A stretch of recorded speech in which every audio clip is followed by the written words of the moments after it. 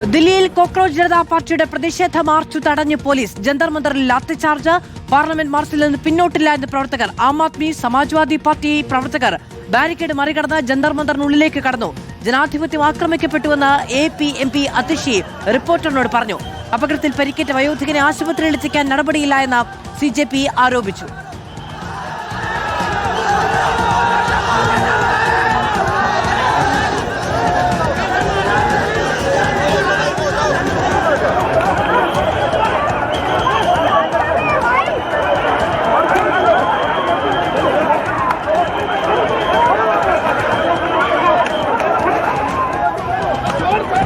आवाज पहुंचनी चाहिए, सरकार को सुननी चाहिए देश के बच्चों की आवाज. Protest continues. What are your needs? Does Dharmendra Pradhan need to resign? बिल्कुल बिल्कुल धर्मेंद्र प्रधान जी को इस्तीफा देना चाहिए. CJP വക്താവ് അശുതോഷും കേന്ദ്രമന്ത്രി JP നദ്ദയുമായി ചർച്ച ആരംഭിച്ചു. നോബൽ മാരിക്കാരും ആദിൽ പോലാടും YS അഭിനന്ദൻ വിവരങ്ങളുമായി നമ്മളോടൊപ്പം ചേരുകയാണ്. ആദിൽ പാലോടിലേക്കാണ് നമ്മൾ പോകുന്നത്. അതിൽ ഇപ്പോഴും വീണ്ടും സമരം തുടരും, പാർലമെന്റ് മാർച്ചുമായി മുന്നോട്ട് പോകും എന്നത് തന്നെയാണോ CJP നിലപാട്? ഉറപ്പായും ആ നിലപാടുമായി മുന്നോട്ട് പോവുകയാണ്. പല തവണ ബാരിക്കേഡ് മറികടന്ന് പാർലമെന്റ് പാതയിലേക്ക് ഇറങ്ങാനായി CJP പ്രവർത്തകർ ശ്രമിച്ചിരുന്നു. അപ്പോഴൊക്കെയും പോലീസ് ഗ്രനേഡ് ഉപയോഗിച്ചും കണ്ണീർ വാതകം പ്രയോഗിച്ചും ഒപ്പം ലാത്തി ചാർജ് നടത്തിയും പ്രവർത്തകരെ ജന്തർ മന്ദർ ഭാഗത്തേക്ക് തന്നെ തിരിച്ചുവിടുന്ന കാഴ്ചയാണ് കണ്ടത്. 3 തവണയാണ് ജന്തർ മന്ദർ റോഡിൽ ലാത്തി ചാർജ് നടന്നത്. ദില്ലി പോലീസും ഒപ്പം റാപ്പിഡ് റെസ്പോൺസ് ഫോഴ്സും ചേർന്നാണ് പ്രവർത്തകർക്ക് നേരെ ലാത്തി ചാർജ് നടത്തിയത്. പലപ്പോഴും പ്രവർത്തകരും പോലീസും തമ്മിൽ ഉന്തും തള്ളുമുണ്ട്, സംഘർഷമുണ്ട്. ഇതിൽ ഏറ്റവും നിർണായകമായ ചില വിവരങ്ങൾ വരുന്നത് CJPയുമായി ചർച്ചയ്ക്ക് കേന്ദ്ര സർക്കാർ തയ്യാറായിരിക്കുന്നു എന്നുള്ളതാണ്.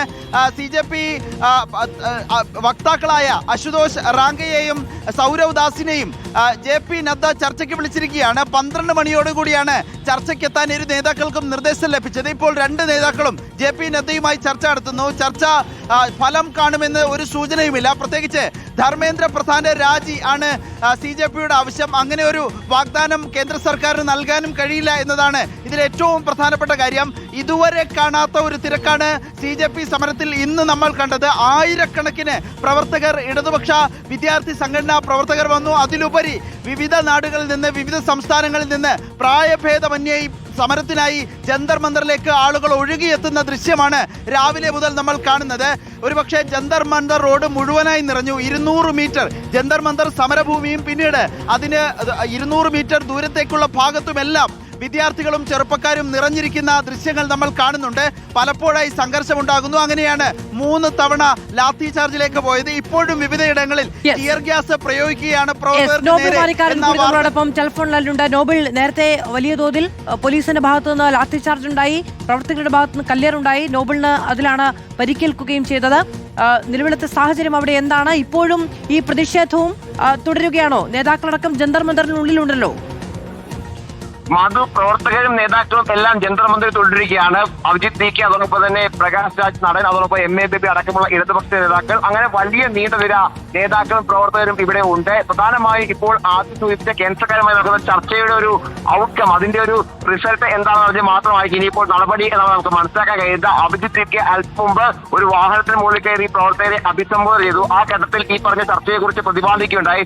ചർച്ച കഴിയുന്നതുവരെ നമ്മൾ എല്ലാവരും ഇവിടെ ഇരിക്കും. ചർച്ചയിൽ ഒരു തീരുമാനം ഉണ്ടായ ശേഷം അടുത്ത നടപടി. ചർച്ച പരാജയപ്പെടുകയാണെങ്കിൽ പാർലമെന്റ് മാർച്ച് എന്ന് തന്നെയാണ് തീരുമാനം. നിലവിൽ 3 തവണ ഇതിനോടൊപ്പം തന്നെ ഇവിടെ ലാത്തി ചാർജും അതിനിടയിൽ പ്രവർത്തകരുടെ ഭാഗത്ത് കല്ലേറും അടക്കം ഉണ്ടായി. കല്ലേറിൽ മാധ്യമ പ്രവർത്തകരടക്കം കല്ലേറുണ്ടായി, കല്ല് പതിക്കുന്ന സാഹചര്യം ഉണ്ടായി, ദേഹത്തുള്ള സാഹചര്യം അടക്കം ഉണ്ടാവുകയും ചെയ്തു. എന്താണെങ്കിലും നിലവിൽ ഈ പ്രതിഷേധത്തിന് ഒരു ഘട്ടത്തിൽ ഇപ്പോൾ പിന്നോട്ട് പോകാൻ നിലവിൽ ഈ CJP പ്രവർത്തകർ തയ്യാറുള്ള ധർമ്മേന്ദ്ര പ്രധാൻ രാജി എന്ന ആവശ്യത്തിൽ ഇവർ ഉറച്ചു നിൽക്കുകയാണ്. വലിയ ജനക്കൂട്ടം. നമ്മൾ ഇതുവരെ ഈ സമരവേദിയിൽ കണ്ടതുപോലെയല്ല ഇന്നത്തെ സമരവേദി എന്ന് പറയുന്നത്.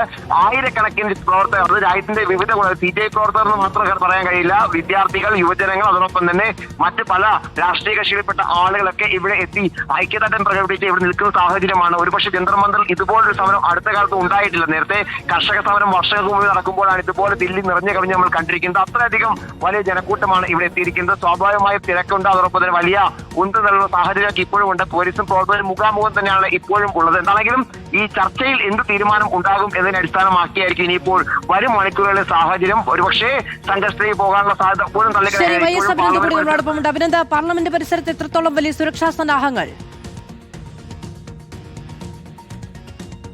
മാധു, ഞാനിപ്പോൾ പാർലമെന്റ് പരിസരത്താണുള്ളത്. ശക്തമായ സുരക്ഷാ സംവിധാനങ്ങളാണ് ഇപ്പോൾ ദില്ലി പോലീസ് ഇവിടെ ഏർപ്പെടുത്തിയിരിക്കുന്നത്.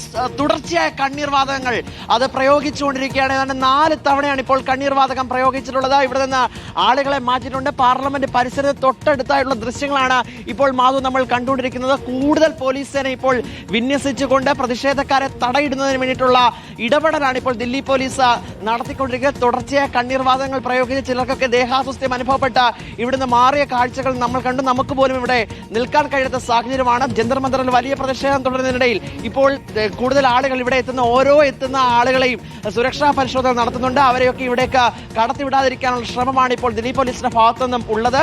തുടർച്ചയായ കണ്ണീർവാതകങ്ങൾ പ്രയോഗിച്ചുകൊണ്ട് ശാരീരിക അസ്വസ്ഥ്യമടക്കം ഈ സമീപ പ്രദേശത്തുള്ള ആളുകൾ അനുഭവിക്കുന്നുണ്ട്. ഇവിടെ എത്തുന്നവരെയൊക്കെ ഇവിടുന്ന് മടക്കി അയക്കുന്ന നടപടിയാണ് നിലവിൽ ദില്ലി പോലീസ് സ്വീകരിച്ചുകൊണ്ടിരിക്കുന്നത്. എന്താകുമെന്ന് ഇനി കാത്തിരുന്ന് കാണാം. ഇപ്പോൾ പാർലമെന്റ് പരിസരം ആകെ സുരക്ഷാ വലയത്തിലാണ്. മാധു, ശരി, വൈ എസ് അഭിനന്ദും നോബൽ ബാലിക്കാരനും ആദിൽ പാലോടുമാണ് വിവരങ്ങൾ നൽകിയത്.